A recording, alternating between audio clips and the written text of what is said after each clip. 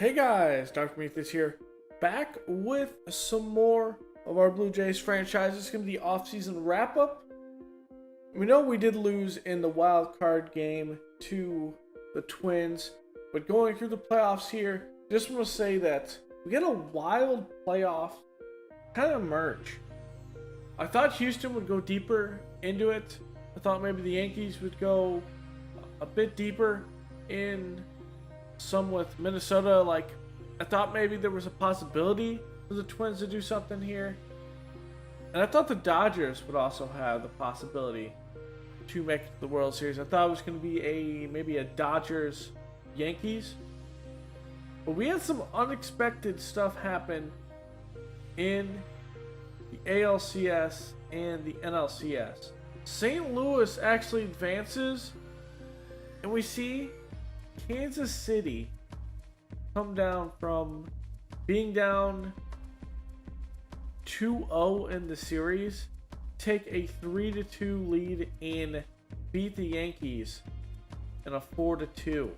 So in this one though, we kind of knew St. Louis though was going to overpower Kansas City. We played Kansas City a couple times this season, and with that stellar pitching, St. Louis goes on to beat the Royals with a series win of 4-1. The only Brad Keller is able to get the win. Other than that, St. Louis just completely dominates the Royals, and that's your World Series champions of Year 3, the 2023 season. For the awards, we actually didn't have many awards. I thought we'd have a lot more, especially in Gold Gloves. But we had a lot of guys that were either runner-up or in third. So a lot of progress in the awards, meaning that we've gotten better at the fielding, we've gotten better at some of the hitting, but down the stretch we struggled to, again, score some runs. That's something we're going to have to address in the offseason. We go ahead and do that with some big pickups. But also addressing in our pitchers. So the biggest thing we had, Silver Slugger again, Kyle Schwarber. And obviously he's going to be on the roster long term, because he just keeps on hitting well. But in comparison, not a lot of players really do great at catcher in the AL. And Winker gets one as well in the outfield. We do have our contract expire, but no biggie. We are re-signed, obviously, for the Blue Jays. Our hitting coach and farm director have ended. And let's share this later on in the episode. We do have a farm director reject one, so we do go with Joe Girardi, which is hilarious. But first, the retirements. Biggest one that I saw here, David Price, the 72 overall, does retire. Not any big names. Josh Lindblom was another one. Played for Houston in the playoffs. Not able to advance deep in that, but a lot of reserves and not much to tell there because no one is inducted in the Hall of Fame. So like I said before, our farm director ends up being Joe Girardi. We get our original choice to actually kick it back to us, so we didn't have a lot of choices.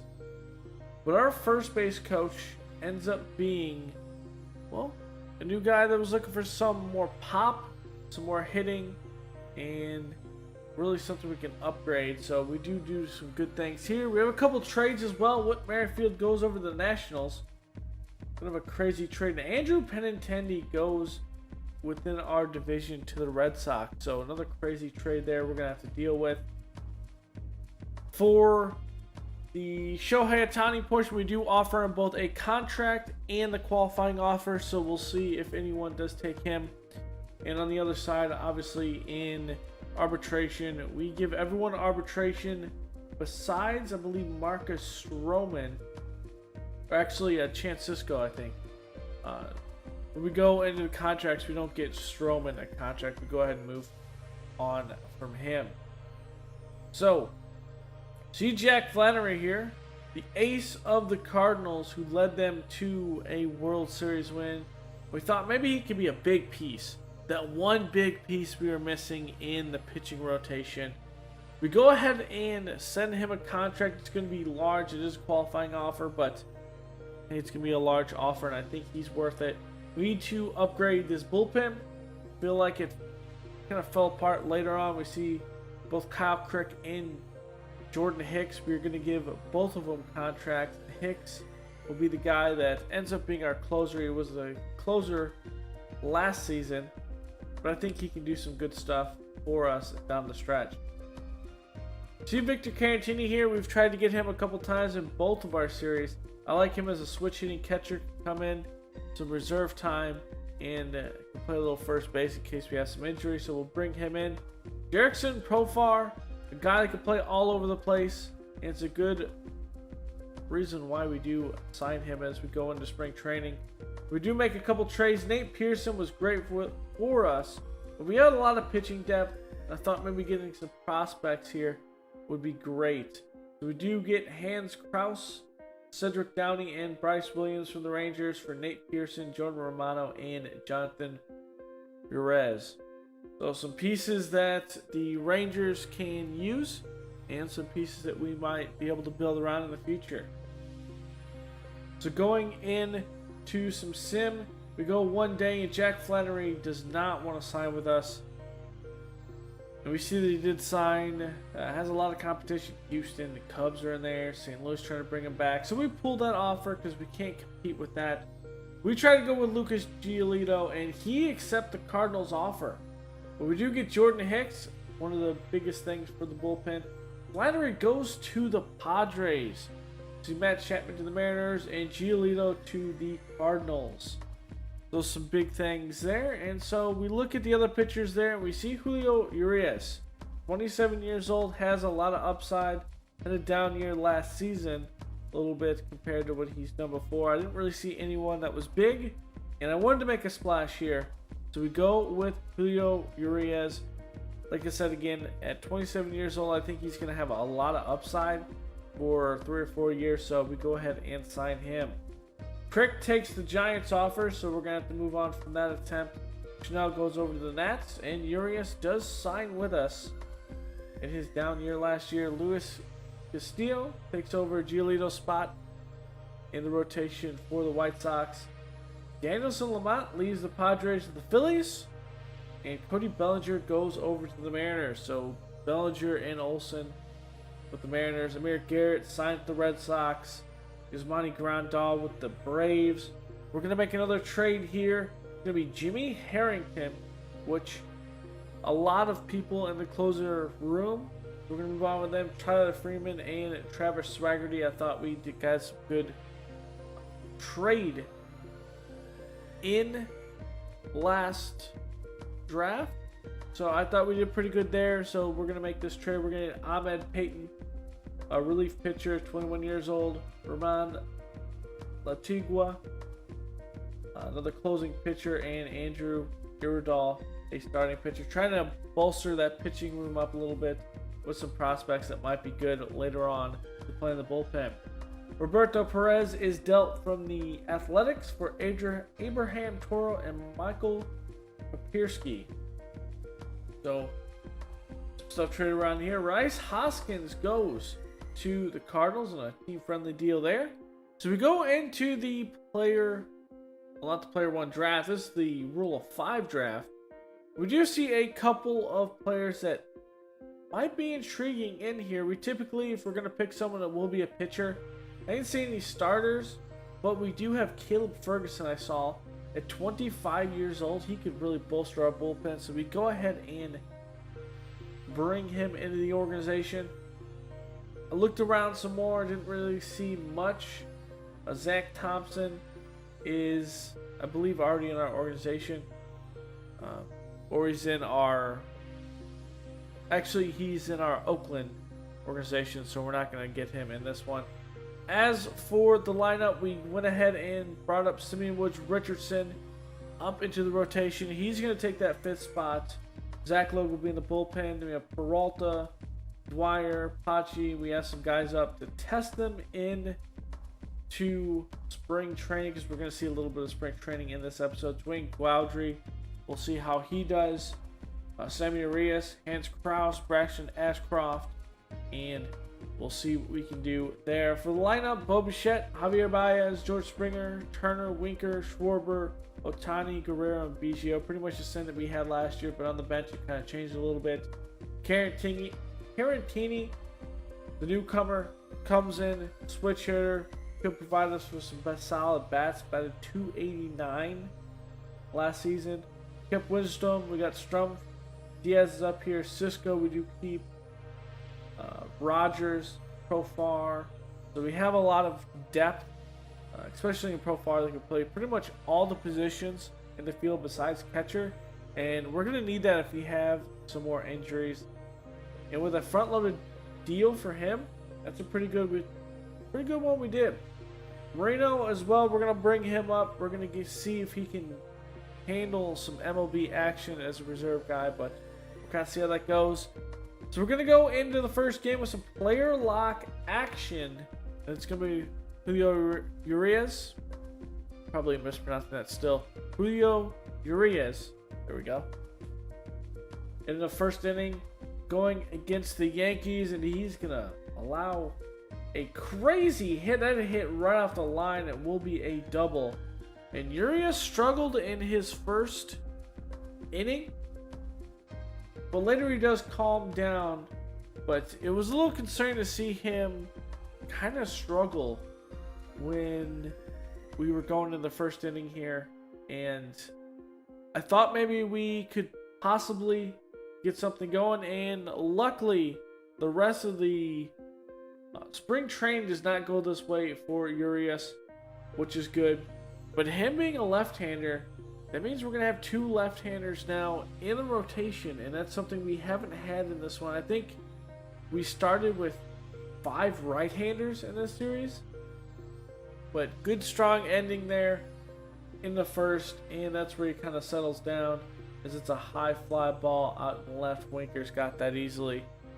We're going to go into looking at some other players. Profar, which is going to get a big highlight here. And some prayer lock because of an injury that we haven't got to yet. It'll be towards the last week of spring training.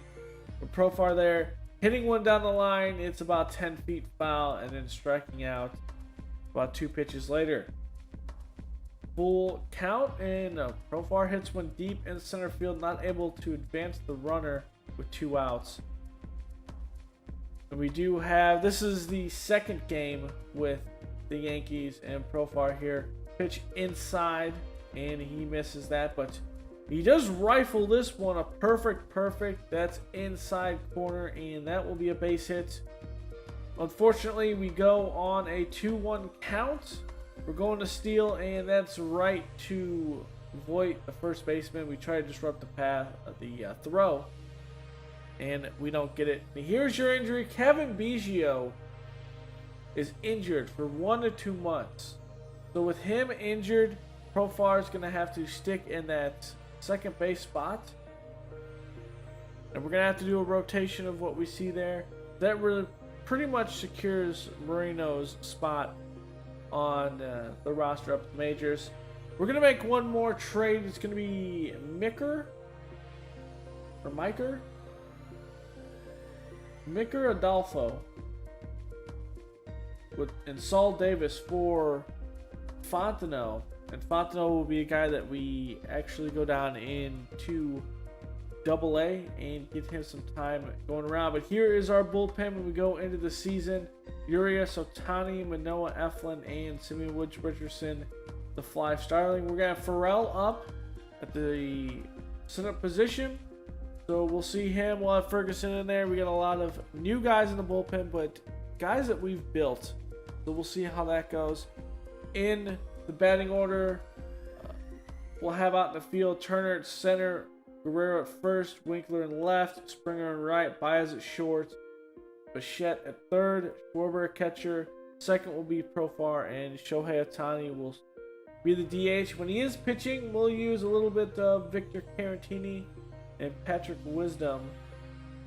Maybe a little of Brendan Rodgers in there as well. So the first month, we start out with Boston, so that'll be our big game. That is a huge matchup. Julio Urias against Noah Syndergaard. And then we go into a series with the Yankees, which Simeon Woods Richardson will have his first game against the Yankees. I think it ends up being the 9th. We also have, I believe, what is the 13th? The 12th and 13th, we're going to play is Jackie Robinson Day. So obviously, we're going to play that one with the Orioles. Then we'll go down, we'll play one with the Mets, and then we have KC, the team that did so great in the playoffs, kind of the sleeper ones. And then May, a little bit easier. June, not so much. And July, not so much. So we'll have to see what trouble we can get in to going into this season. But I feel a little bit more hopeful, especially in the lineup. Sucks that Biggio went down, but I'm feeling better about where our situation is in the bullpen, especially on the back end with Hicks, bringing him in.